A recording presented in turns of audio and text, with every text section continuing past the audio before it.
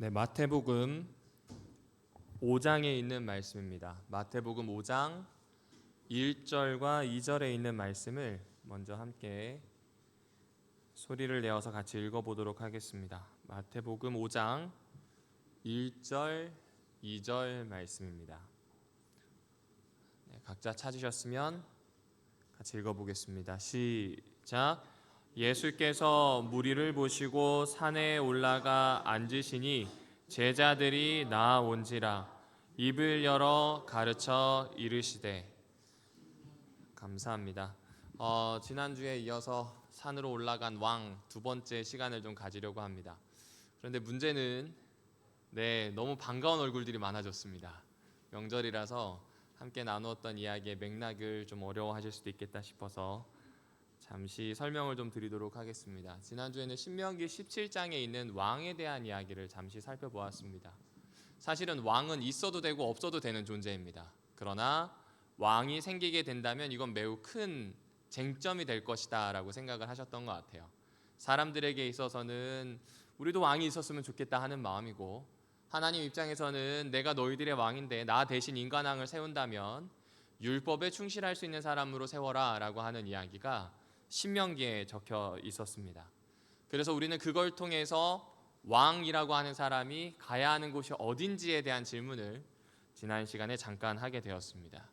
그리고 오늘 그 질문에 대한 첫 번째 답으로 우리는 마태복음을 좀 살펴보려고 합니다. 마태복음 5장에 보게 되면 이 이야기가 이렇게 시작합니다. 여기 보이시는 것처럼 예수님께서 무리를 보시자 산으로 올라가 앉으시니 그의 제자들이 나아왔다라는 표현이 나옵니다. 뭔 얘기를 할지 이미 눈치를 채셨을 겁니다. 여러분, 왕이 꼭 가야 되는 산이 있는데 이스라엘 왕들이 반드시 가야 되는 산은 신의 산이 아니었습니다. 이스라엘 왕들이 꼭 가야 하는 곳은 시온산 꼭대기에 있는 성소였습니다. 이곳을 반드시 가야 했습니다. 마찬가지로 우리 인간의 왕으로 오신 예수님이 제일 먼저 하신 일이 무엇인가 라고 물어보면 이것저것 사람들을 돕는 일을 하셨고, 그 무리들이 예수님을 쫓는다라고 하는 이야기가 이 마태복음 4장까지 나오다가 갑자기 산으로 가시는 장면이 등장합니다. 그리고 이 산에 올라가셔서 무언가를 하시는 것, 이게 바로 우리들의 왕으로 오신 예수님이 하신 일이다, 이렇게 보아주시면 좋을 것 같습니다. 그러면 이 내용이 도대체 어떤 내용인지를 조금 알 필요가 있는 것 같아요. 여러분, 여기 보시면요, 글자가 너무 작아서 안 보이실 수도 있을 것 같은데요, 마태복음 4장 23절과 9장 35절은 꼭 같은 기록을 합니다. 예수님이 천국 복음을 전파하셨다, 사람들을 치료하셨다. 이 두 내용이 꼭 같이 등장합니다. 그런데 이 두 내용 사이에 뭐가 있냐면 5장부터 7장까지의 예수님의 가르치시는 얘기가 나오고, 그리고 8장부터 9장까지의 예수님이 치료하시고 기적을 일으키시는 이야기가 나오게 됩니다. 그러니까 이 두 이야기는 마치 박스처럼 앞뒤가 짝짝 맞닿아져 있습니다. 앞에 나오는 것처럼 말씀을 전했다, 치료했다라고 하는 이야기가 5장부터 7장까지 나오는 산상수훈으로, 그리고 치료했다라고 하는 이야기가 8장부터 9장까지 나오는 기적에 대한 이야기로, 그리고 다시 그 얘기를 한 번 더 반복하면서 마무리를 하게 됩니다. 이게 왜 중요하냐면요, 마태가 우리에게 소개해주고 싶은 예수님의 모습에 대해서 이야기하는 겁니다. 예수님은 치유자이시기도 하고 예수님은 말씀하시는 분이시기도 한데 핵심이 무엇인가? 공동체를 구원하러 오신 분이다라는 이야기를 여기에 해주고 있는 겁니다. 그러나 우리는 관심 있는 부분이 여기죠. 어디로 가셨다고요? 산으로 가셨답니다. 여러분, 이거 혹시 영어 성경만 보셔도 아마 금방 이렇게 이 장소가 어딘지 특정이 될 겁니다. 여기에 이 산이라고 하는 것이 마운틴이 아닙니다. 더 마운틴. 앞에 관사가 붙거든요. 관사가 붙는다는 건 너도 나도 다 아는 곳이죠. 그렇죠? 뭐 경상도 사람들이 하는 이야기처럼 거가라고 하는 이야기처럼 거기가 정말로 우리가 얘기하고 싶은 거기인지 우리는 맥락을 통해서 파악해야 되지만 성경은 명확하게 관사를 붙여서 우리가 아는 곳이라는 이야기입니다. 그럼 여기가 신의 산이거나 시온산이어야 할 것 같은데 마태복음 어디에도 그 산의 이름이 신의 산인지 시온산인지 소개해 주지는 않습니다. 그래서 우리는 하나는 알 수 있어요. 적어도 이름을 특정할 수 없지만 그 당시에 마태와 함께 신앙을 하고 있었던 공동체, 교회가 그 산이라고 하면 예수님이 우리한테 가르침을 주셨던 사건을 떠올리기에는 충분했겠다 싶은 생각이 듭니다. 저는 이렇게 그림이 안 그려지면 잘 이해가 안 돼서 한번 찾아봤어요. 여러분, 이게 예수님이 오시고 난 뒤 한 30년 후에 예루살렘 모습입니다. 이 위쪽에 보면 뉴시티라고 되어 있죠. 이건 예수님 있을 때에 있었던 것은 아닙니다. 그러나 예수님이 있을 때 이미 건축이 시작되었던 신도시라고 보시면 되고요. 여기 보면 어퍼시티라고 되어 있죠. 여기가 윗도시인데, 윗도시는 말 그대로 경제, 정치 뭐 다 모여 있습니다. 그러나 아래 도시는 보면 그냥 집만 있죠. 빈민촌이 형성이 되어 있고, 또 사람들이 살아가면서 여러 사람들이 그냥 섞여 살고 있는 그 정도의 곳이다라고 보아주시면 될 것 같습니다. 에인션트 제루살렘이라고 되어 있는 바로 위에 보면 헤롯의 무덤도 보이기도 하고요. 또 저쪽에 헤롯이 증축하면서 도왔던 헤롯 성전도 보이기도 합니다. 그러면 도대체 예수님이 올라갔던 산은 어디인가? 글쎄요, 여기에선 잘 보이진 않습니다. 그러나 제일 처음에 방문한 사람이라고 기록이 되어 있더라고요. 예루살렘에 제일 처음 방문해서 찍은 사진인데, 여기가 올리브 산에서 본 예루살렘입니다. 그러니까 생각보다 높기는 한데 오름직하게 보여 있는 그런 언덕으로 이루어져 있다라고 보아주시면 좋을 것 같아요. 그런데 이 산이라고 하는 게 사람들에게는 굉장히 중요한 의미가 있었습니다. 왜냐하면 고대 사람들에게 산은요, 하늘과 연결되는 곳이에요. 다시 말씀드리겠습니다. 하늘과 연결되는 것이에요.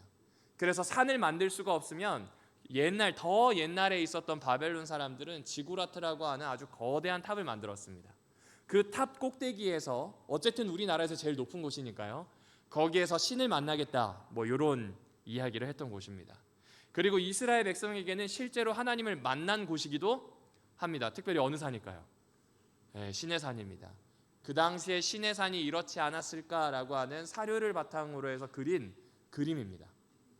보니까 이렇게 저렇게 덤불도 보이기도 하고요. 그냥 돌산의 느낌이 매우 크죠. 최근에 거기에 갔다 오게 된 학자들이 올려놓은 사진은 이 사진입니다. 어떠신가요? 신의 산 딱 했을 때 굉장히 멋진 산인 것 같습니까? 아니면 황망한 산인 것 같습니까? 아주 굉장히 넓기만 하고요, 광활하기만 하고 적막하기만 한 그런 산의 모습을 볼 수 있을 겁니다. 그러나 이건 우리의 눈이고요. 그 당시 이스라엘 사람들에게 이 신의 산은 어떤 산이었을까요? 하나님을 만난 곳, 하나님과 약속한 곳, 하나님에게 땅을 약속받고 하나님의 법을 지키겠다고 우리가 선언했던 곳으로 기억하고 있을 것입니다. 어쨌든 거기에서 하나님께서 말씀하셨던 추억이 있는 곳이 신의 산입니다. 그러니까 아마 이스라엘 사람들이 마태복음을 읽는다고 치면요, 이스라엘 사람들이 혹은 유대인들이 마태복음을 읽는다고 하면 산상수훈의 그 산이라고 했을 때 시온산은 떠올리지 못하더라도 구약의 어느 산은 떠올렸을까요? 그렇죠, 신의 산은 어느 정도 떠올렸을 겁니다. 신의 산에서 모세가 받아서 여호와의 말씀을 전달했던 것처럼 이제는 그 산에 앉아서 말씀하시는 예수님이 계십니다. 모세가 중개자의 역할을 했다면 이제 예수님이 중개자의 역할로 무언가 할 것이다 라는 생각을 하게 되었을 거죠. 자, 그러면 도대체 무슨 이야기를 하셨는지 살펴보겠습니다. 마태복음 5장 2절 같이 읽어보실까요? 시작. 그러자 입을 열어 그들에게 가르치셨다. 말씀하시기를, 이러면서 시작을 합니다. 여러분, 앉으셔서 이제 입을 여시면서 가르치시는 장면이 나옵니다. 앉다 입을 열다라고 하는 건 우리한테 익숙한 표현이 아니에요. 우리는 뭐라고 해야 되냐면, 이장님 방송이라고 하면 우리는 알아들을 것 같아요. 그렇죠? 이 사람들에게 그런 의미예요. 선생이 앉았다 입을 열었다 하면 이제 드디어 랍비가 가르침을 내는구나 라는 생각을 했다라고 합니다. 그냥 가르침이 아니고요, 이러한 가르침은 공개적인 가르침입니다. 그러니까 이제 이 산 위에서 예수님은 공개적으로 하나하나씩 가르치시기 시작하시는 겁니다. 신명기와 한번 병렬해서 더 볼까요?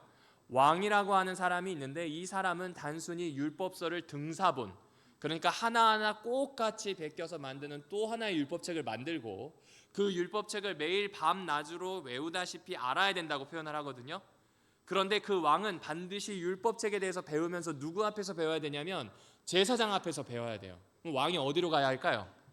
그렇죠, 제사장이 있는 시온산으로 나아가야 해요. 그리고 나아가서 거기서 배운 것 그대로 자신의 정치에 반영을 하고 사람들을 가르쳐야, 이것이 바로 왕이 가지고 있는 임무였습니다. 자, 그런데 예수님은 이제 그 산에 앉으셔서 인간 왕의 모습으로 사람들에게 하나하나 가르치신다. 특별히 입을 열어 가르치신다라는 표현이 나옵니다. 자, 여러분, 입을 연다라고 할 때 이게 뭐 그렇게 큰 의미가 없어 보입니다. 그런데 입을 여는 걸 굉장히 유심히 바라봐야 할 때가 있습니다. 제가 고등학교 다닐 때 그때 여기 앞에 계시는 이봉길 선생님이 계셨는데 이봉길 선생님의 이 동료 선생님 엘모 선생님이 계셨는데 우리는 그 선생님 손만 봤습니다.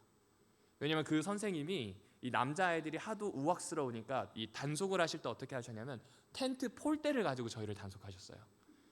그걸 꼭 어디를 때리시냐면 손톱을 때리세요. 그러니까 뭔가 이 선생님이 우리 이름을 부른다라고 하면 선생님이 뭘 보기 시작할까요? 그렇죠. 텐트 폴대만 보고 있는 거예요. 그 노란색의 끄트머리에는 은색으로 되어 있는 손잡이처럼 되어 있는 이 결착부. 근데 꼭 이걸 무게 중심을 더 이렇게 이 바깥쪽으로 무겁게 해서 더 휘두르는 힘이 좋게 하려고 꼭 이 무거운 쪽을 바깥쪽으로 드셨던 기억이 납니다. 그런데 제가 고등학교 1학년 때 국어 선생님이 계셨는데 저희 담임 선생님이셨어요. 그 선생님 때문에 전 책을 읽었습니다. 근데 그 선생님이 수업을 할 때는 어디를 보고 있을까요? 그 선생님의 얼굴만 뚫어져라 쳐다봐요. 왜 쳐다볼까요? 재밌으니까요. 그리고 계속 뭔가를 듣고 싶으니까 저 얼굴에서 저 입에서 무슨 이야기가 나올지 쳐다보게 됩니다. 똑같습니다. 입을 열었다라고 묘사하는 건 지금 마태가 어디를 보고 있다는 거예요. 그리고 정확히 얘기하면 우리가 어디를 향하길 바란다는 거예요. 우리의 시선이 예수의 입에 향하기를 원한다는 겁니다. 그만큼 귀중하게 집중해서 듣기를 원한다. 입에서 나오는 모든 말도 놓치지 않는 것처럼 묘사합니다.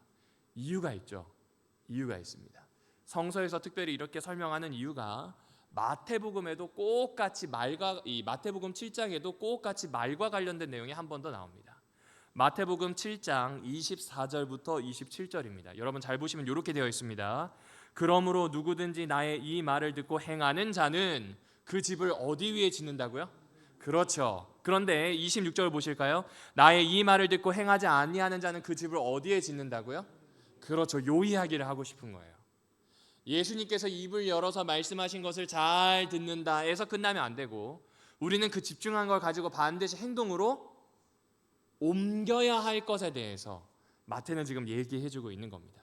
그러니까 산상설교의 말미에서 예수는 가르침을 듣지 않고 행하지 않는 사람들이 모래 위에 집을 쌓은 것처럼 어리석은 사람, 그래서 무너지는 사람이라고 이야기를 하고 있잖아요. 그러니까 다시 말해서 산상설교는 예수님께서 입을 열어서 하시는 그 모든 말씀은 듣기만 하는 말씀이에요? 실천해야 되는 말씀이에요? 그렇죠. 그 이야기입니다. 그러니까 마태복음은, 특별히 마태는 들음은 깨달음과 행함을 절대로 분리하지 않고 있다는 겁니다. 매우 중요합니다. 예수님의 권위에 복종해서 하시는 말씀을 삶에 실천하고 그것을 실천하면서 깨닫고 혹은 깨달으면서 실천하기도 하는 이 일이 이 마태 공동체에게 있기를 너무나 바랬던 것 같습니다. 여러분, 이 말씀을 입을 열어서 하셨다는 걸 우리도 똑같이 입을 열어서 말씀하시는 예수님께 집중해야 된다라는 이야기가 되겠죠. 음력설이어서 좋은 것 같습니다.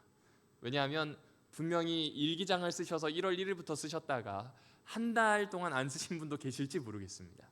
혹은 1월 1일에 내가 승질내지 말아야지 이렇게 결심을 했는데 세지 못할 만큼 혹시 뭐 그랬을 수도 있습니다. 그런데 제일 중요한 게 있죠. 1월 1일에 했던 결심 중에 우리가 신앙에 대한 결심을 꼭 하잖아요. 어쩌면 음력설은 한 번 더 결심을 할 수 있는 시간인 것 같아요. 그냥 말씀을 잘 듣겠다라고 했던 막연한 이야기가 입을 열어서 말씀하시는 예수님의 이야기를 듣고 그것을 행동으로 옮기겠다라고 하는 구체적인 이야기로 그렇게 옮겨지는 축복이 저와 여러분에게 있기를 주님의 이름으로 축복합니다. 어쨌든 예수님은 그렇게 입을 열어서 이 많은 이야기들을 하시게 되었습니다. 자, 그러면 지금까지의 이야기를 그냥 살짝 한번 요약을 해볼게요. 지난주 설교에 말씀드렸던 것처럼 왜 왕은 율법의 등사본을 만들어서 율법을 읽고 행동해야 하는가? 이것은 왜 예수님이 산으로 가셨는가? 예수님이 산에서 무엇을 하셨는가라고 하는 질문과 연결될 수 있다라는 이야기를 해드렸고요. 입을 열어서 말씀하시다 곧 말씀을 행동으로 옮겨야 한다라는 이야기를 볼 수 있었습니다. 그리고 제일 처음 이야기를 하면서 제가 구조를 보여드렸잖아요. 구조에 보여드렸던 것처럼 예수님이 하셨던 행동은 마태복음 5장과 7장에 나오는 것처럼 말씀을 가르치셨고 8장과 9장에서처럼 치료를 하시는 모습으로 나왔다라고 하는 겁니다. 자, 그런데 그 모습에서 제가 조금 생각해 봤으면 하는 이야기가 있습니다. 산상수훈에 들어가기 전에 도대체 왜 말씀을 하셨고, 그렇죠? 그리고 산상수훈 다음에 나오는 그 치유가 있을 텐데 왜 치유하시고 낫게 하셨는지 그 이유에 대해서 좀 살펴봐야 되겠다라는 생각을 하게 되었습니다. 단순히 들은 대로 행하라, 뭐 우리가 잘 아는 이야기잖아요. 지행합일, 아는 대로 행동해야 된다, 이걸 합쳐야 된다, 우리가 잘 알고 있는 내용입니다. 왜 이런 이야기를 하실까? 뭐 여러 이야기가 있을 텐데 한번 제가 이렇게 글을 이렇게 메모를 해놨는데 이걸 누가 얘기했는지를 안 해놔서 그냥 글만 좀 가져왔습니다. 이분이 뭐라고 썼냐면 이렇게 얘기했어요. 예수는 다시 한번 군중을 보고 그들을 불쌍히 여겼다. 그리고 한 번 더 제자들을 불러서 선교가 급박하다고 가르쳤다. 그러니까 이제 9장 37절 이후입니다. 산상수훈 이야기하고 9장까지의 치료에 대한 이야기 끝나고 예수님이 하시는 일이 말씀과 치료 사역이다라는 이야기가 끝나자마자 9장 37절부터서는 이제 예수님께서 선교가 얼마나 급박한지 제자들에게 말씀하시는 장면으로 넘어간다. 이 이야기를 지금 해주고 있는 거죠. 그런데 그러면서 뭐라고 이야기하냐면 예수님의 가르침과 치유의 동기가 되었던 상황이 선교에 대한 가르침의 동기가 되었다고 할 수 있다. 무슨 이야기냐면 예수님께서 말씀하시는 것, 예수님께서 사람들을 고치셨던 그 마음, 이 동기가 부여된 그 마음은 사실상 선교하고자 하는 동기와 매우 연결되어 있다는 겁니다. 그러면서 이분이 이렇게 얘기합니다. 그 동기란 하나님의 통치가 긴박하게 다가오고 있는 것. 다시요. 무엇이 긴박하게 다가오고 있어요? 그렇죠. 이게 중요해요. 여러분 지금 사실 예수님이 초림하신 다음에 승천하시고 그 이후로 2000년 이상의 시간이 흘렀습니다. 그러나 예수님은 아직 하나님의 나라가 오지 않았지만 하나님의 나라가 곧 올 것이라는 기대를 가지고 계셨어요.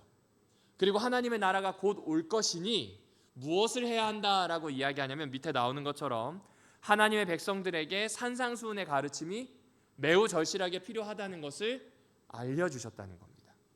그리고 이 산상수훈에 대한 이 가르침을 직접적으로 받아야 되는 사람이 5장 1절에 나옵니다. 여러분 다시 한번 보실까요? 마태복음 5장 1절입니다. 예수께서 무리를 보시고 산에 올라가 앉으시니 제자들이 나아온지라. 여러분 예수님이 누구를 염두에 두고 지금 가르치시는 것 같아요? 그렇죠. 핵심이 거기에요. 우리는 무리가 따라갔다고 하니까 불특정 다수에게 가르쳤다고 생각하는데 무리가 나오는 걸 보고 산에 올라가시니까 산에 올라가시는 걸 보고 제자들이 나와왔다는 표현이 나옵니다. 물론 무리들도 그 주변에 있었을 겁니다. 그러나 중요한 건 제자입니까? 지금 무리입니까? 그렇죠. 제자예요.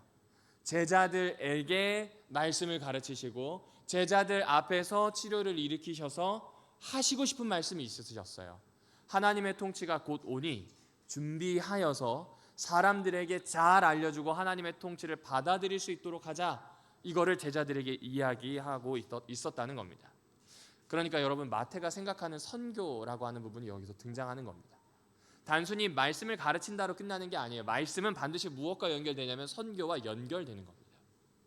그런데 여기서 이야기하는 선교는 공중전도회일까요? 여기서 이야기하는 선교는 어떤 디톡스를 통해서 사람들을 모으는 것을 이야기하는 것일까요? 여기서 이야기하는 것은 학생전도에 대한 이야기일까요? 성경학교일까요? 아니요, 그렇지 않습니다. 마태가 이야기하는 선교는 이렇게 시작을 합니다. 마태복음 9장 35절입니다. 같이 읽어보실까요? 시작. 예수께서 모든 도시와 마을에 가서 그들의 회당들에서 가르치셨고 그 나라의 복음을 선포하셨고 모든 질병과 아픔을 치유하셨다. 여기서 제일 중요한 말이 제일 뒤에 나옵니다. 질병과 아픔을 어떻게 하셨다고요?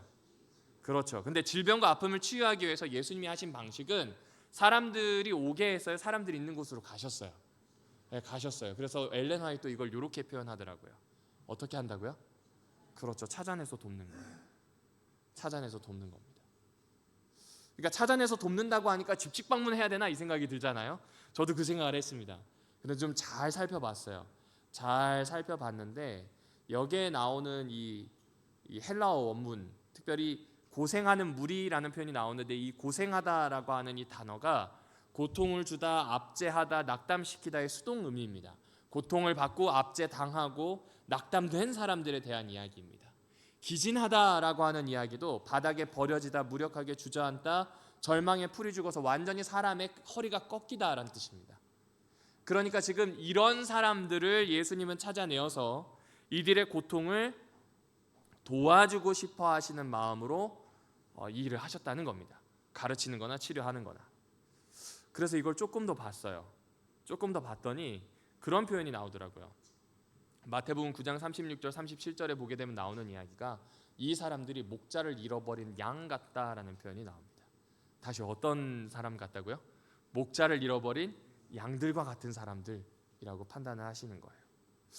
이거 왜 이런 얘기를 했을까 하고 마태복음 앞에서부터 다시 봤습니다. 여러분 마태복음 2장 6절을 좀 보실까요? 마태복음 2장 6절에 있는 말씀입니다. 한번 같이 읽어보겠습니다. 시작. 또 유대 땅 베들레헴아, 너는 유대 고을 중에서 가장 작지 아니하도다. 내게서 한 다스리는 자가 나와서 내 백성 이스라엘에, 그렇죠, 목자가 되리라고 했던 그 이야기를 하시는 분의 마음에 대해서 이야기하는 겁니다. 저희 본가에서 아버지가 이렇게 개를 키우시는데 그 개 이름 중에 하나가 난민이고요. 다른 아이는 누렁입니다. 이 난민이는 왜 난민이냐면 마을에 계속 돌아다니면서 어디 이 집을 찾지 못하는 떠돌이 개를 그냥 아버지가 주워 오셨어요. 난민인 걸 그냥 받아들이고 우리 집에서 키운다 해서 이제 그렇게 지내더라고요. 그런데 이 친구가 참 재밌었던 게 돌아다닐 때는 꼬리 이게 개인지 고양이인지 구분이 안 되는 꼴이었거든요. 그런데 집에 와서 아버지가 먹이고 몇 번 쓰다듬어주고 한 몇 달이 흐르고 나니까 제법 개 같아졌어요. 그리고 제법 집을 지키는 아이처럼 보여요. 조그맣긴 하지만. 그리고 이게 피하 인식이 확실해서 아버지와 제가 멀리 있더라도 저는 적으로 인식하고, 전 자주 못 가니까요. 아버지는 자기 주인으로 확실히 인식하더라고요. 그리고 얼마 후에 또 갔더니 그 개가 더 튼튼해져 있어요. 이제는 막 이렇게 뛰는데 이게 뒤에 있는 이 목줄 이 대 있잖아요. 목줄을 해놓은 대가 뽑힐 것 같아요. 그거 보고 생각을 한 게 있습니다. 무엇이든지 자신을 돌보아주는 든든한 뒷배가 있다는 게 얼마나 중요한지를 좀 생각해 보게 되었어요.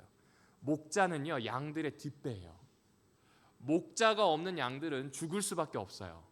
그런데 그 양들의 뒷배가 되어서 양들을 돌보시는 분이 오셨다는 거예요. 그런데 목자를 잃어버린 것 같은 양들이 있어요. 목자의 음성이 뭔지도 모르고 목자로부터 돌봄을 받는 게 뭔지도 모르는 사람들을 찾아내어서 내가 너에게 목자가 되어줄게 라고 이야기하는 분이 있다는 거예요.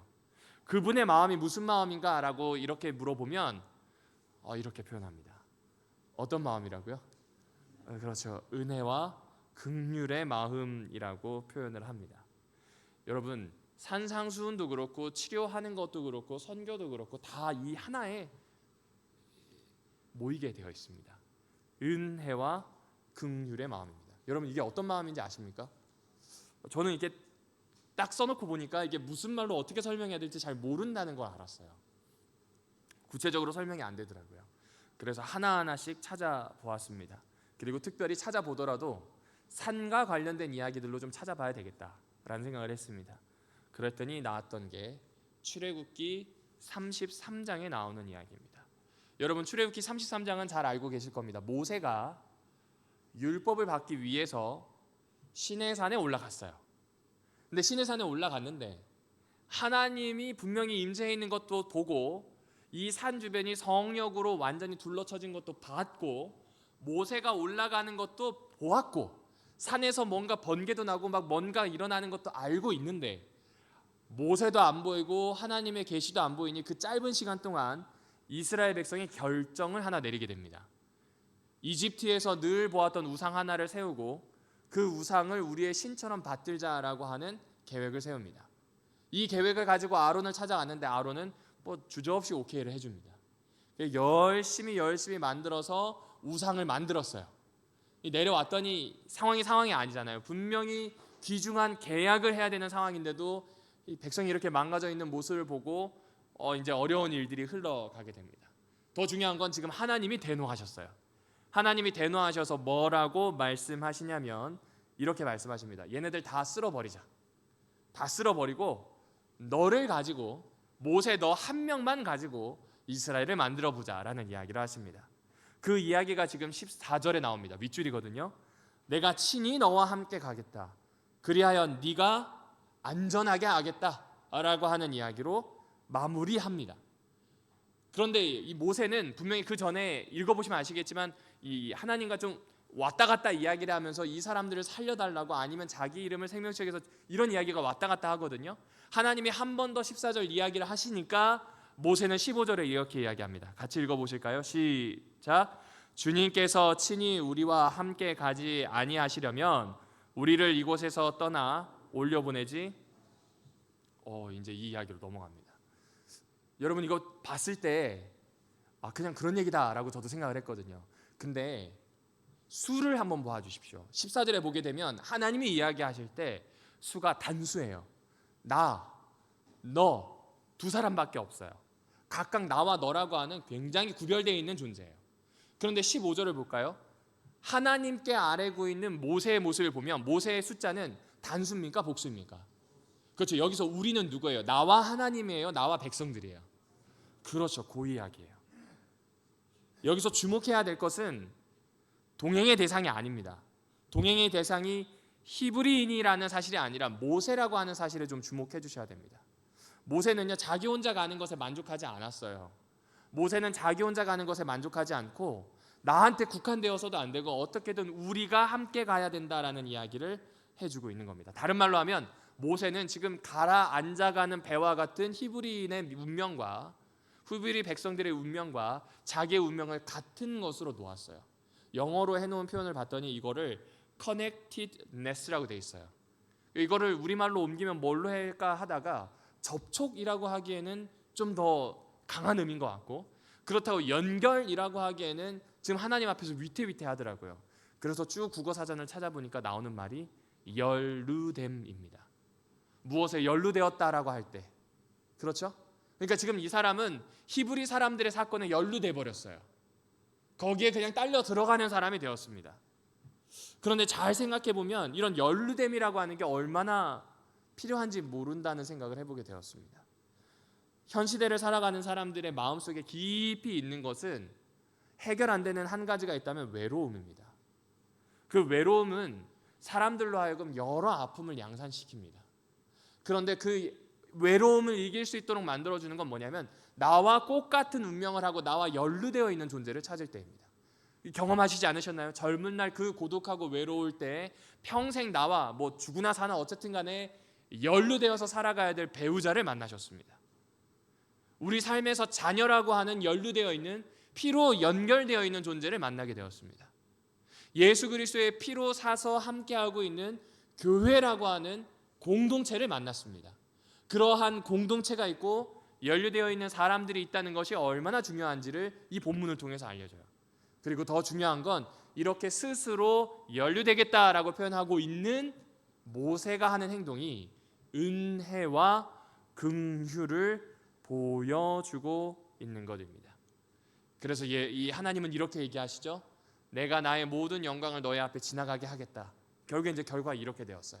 나의 거룩한 이름을 선포할 것이다. 나는 주다. 은혜를 베풀고 싶은 사람에게 은혜를 베풀고 불쌍히 여기고 싶은 사람에게 불쌍히 여길 수 있는 나는 너의 주 하나님이다 라고 하는 것으로 사건이 귀결이 됩니다. 은혜와 긍휼이 연루되고자 했던 공동체였던, 그들이라고 보지 않고 우리라고 보았던 모세 때문에 일어난 사건이 되게 되는 겁니다. 왜 이 말씀을 이렇게 힘주어서 말씀드리냐면 그 마음이 산상수훈의, 그 마음이 치유의, 그리고 방금 살펴보았던 마태복음 9장 후반부에 나오는 선교의 동기가 되는 겁니다. 여러분, 긍휼이라고 하는 단어는 우리나라 혹은 한자어로 보았을 때 그냥 불쌍히 여긴다라는 뜻 정도로 됩니다. 그런데 히브리어에서의 긍휼은 아마 한 번쯤 들어보셨을 거예요.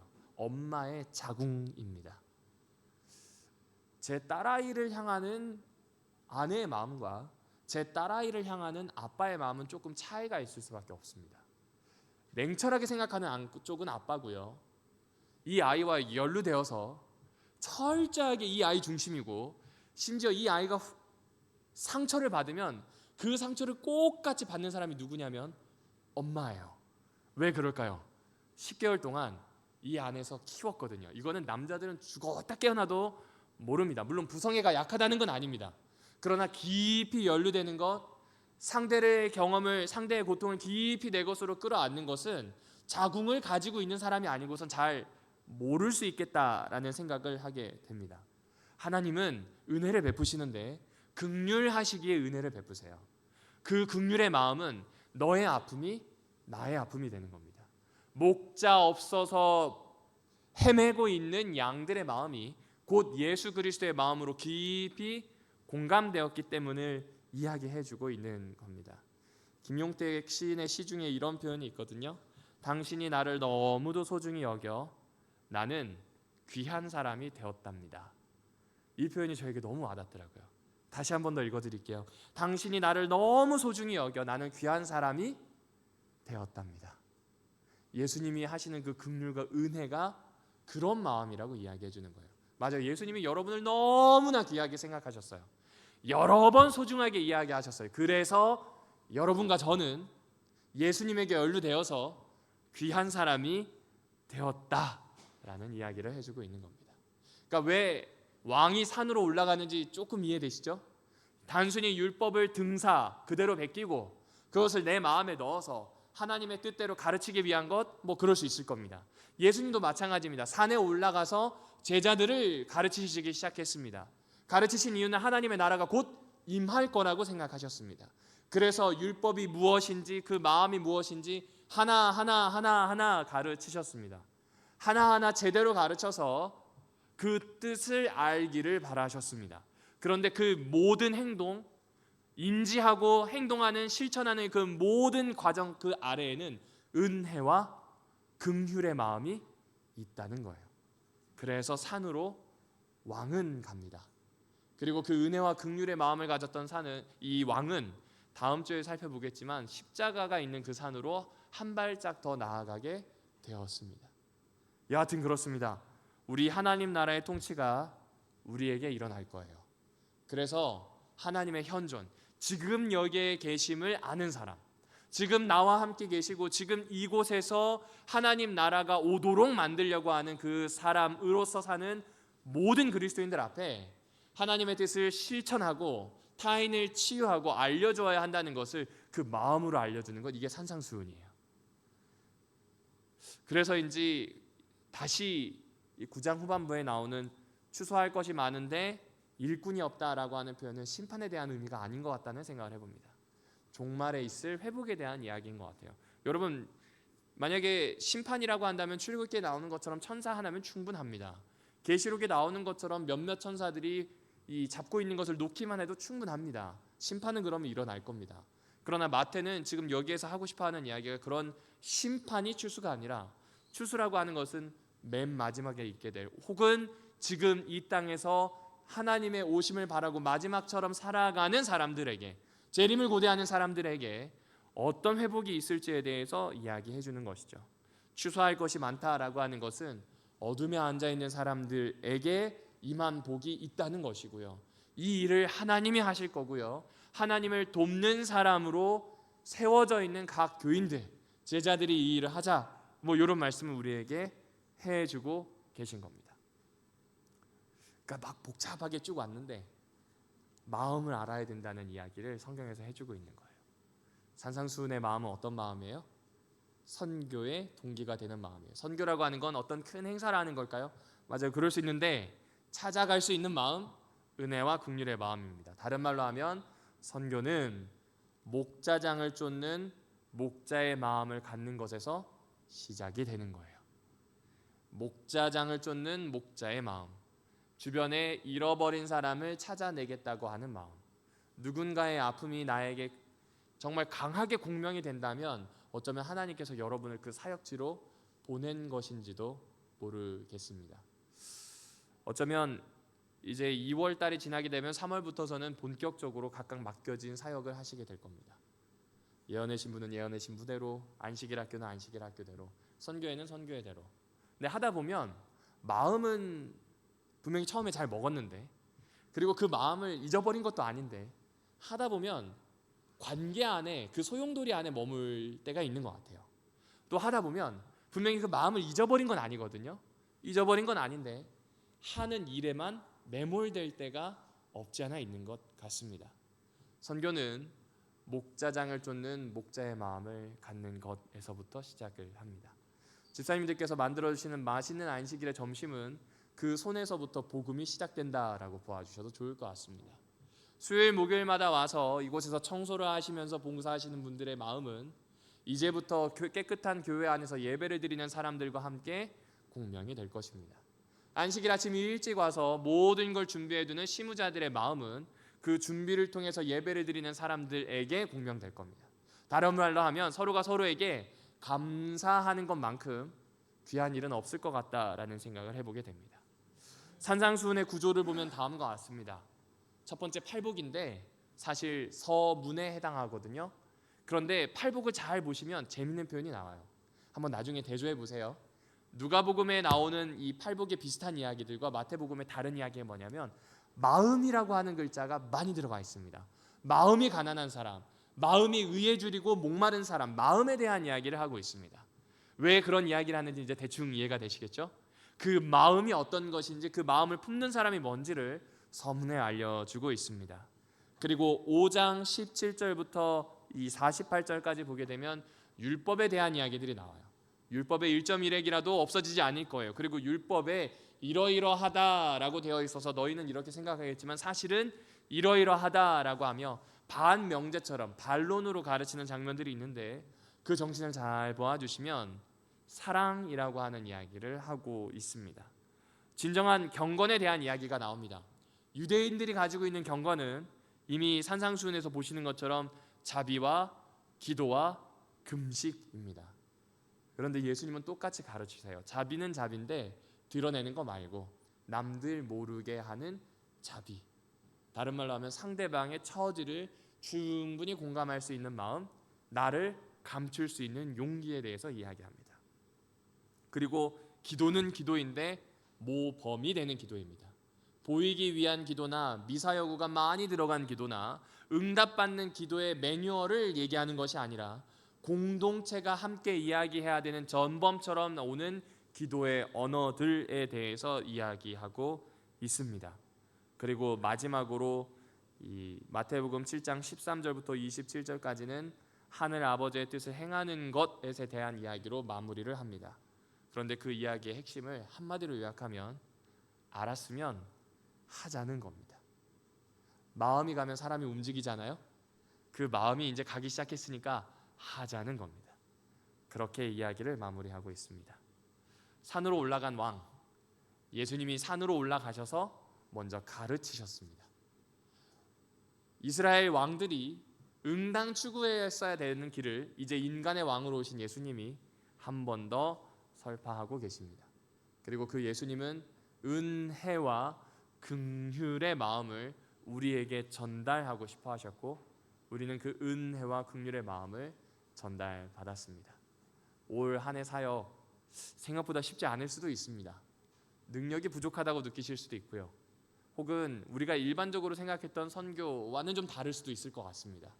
각각의 일들이 닥쳐올 때 은혜와 긍휼의 마음, 상대를 두었을 때 일을 해결해야 되는 대상이 아니라 함께 공명할 수 있는 대상으로 그렇게 협력하면 어떨까라는 생각을 하게 되었습니다.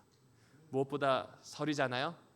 모였습니다. 분명히 이곳에 오신 가족들은 웬만하면 신앙을 하시는 가족들이실 것 같습니다.